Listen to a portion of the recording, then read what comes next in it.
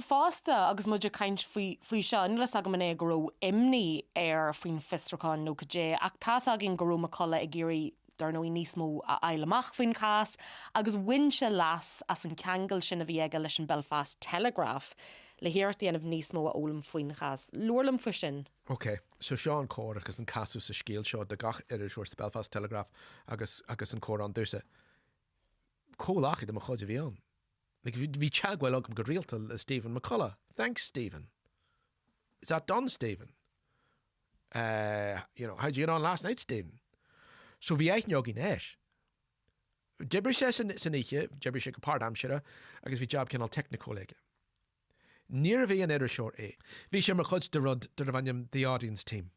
Sil lenne seo is idir seoir idir fad, ach níor bhí an idir seoir Stephen McCullagh is bhí job technicóige. Go bunas a chur sé rudí ar lína san oíche, agus dibri sé le linn na híche.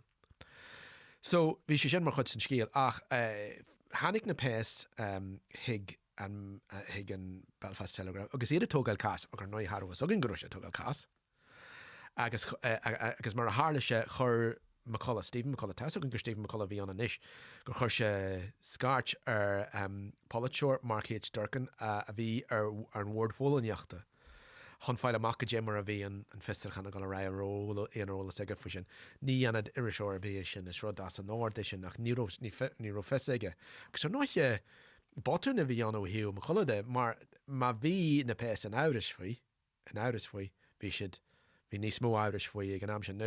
Nuair a ggó is léir an is goró siad cinse gur a béis sin a bhí an goró siad a tógáil cast a réir a chéile goró siad an áiris agus má gótar duine den darnathúir an is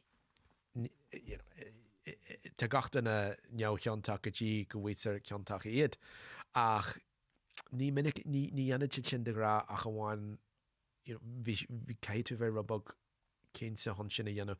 So sin an casa bhí sé scéal sin goró sé buintú sé as a ról leis an Belfast Telegraph. So ach bhí sé sin mar chud san scéal go chénsa agus bhí mar a dearmsa bhí aithne riamh fásta go méir ach bhí cólachaí a gine agus tá aró aithne acu éis.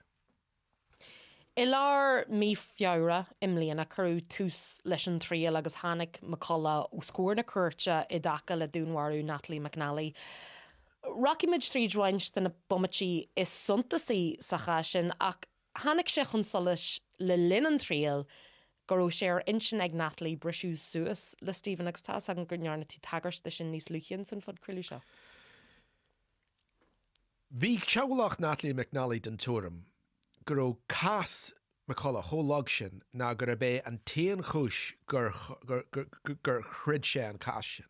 Agus bhí cead aige sinna dhéanú, bhí an ceart aige sinna dhéanú, bhí an ceart sa trí sinna dhéanú. A chun naire a chur orthú, chun naire a chur Natalie agus chur Natalie a chur a tríal. Bhí greithe an de héal farsanta Natalie a luas a cuairt agus bhí ar heismóirí sin a chlistel, agus níl muid chun éad a chlistel aniu ar charabí agus ní gadúin éad a chlistel. Níl se áhartha ina réada ach bhí McCullough géirí go mé daine gneirtí na rodí sin armach san éir sa cuairt go pebli. Agus bhí ag na rodí sin agus bhí ag goró sé ar sin icíte goró sí smúniú ar breisiú suas leis de bhrí goró cód fón Natalie aige agus goró sé leo a chud teachtar.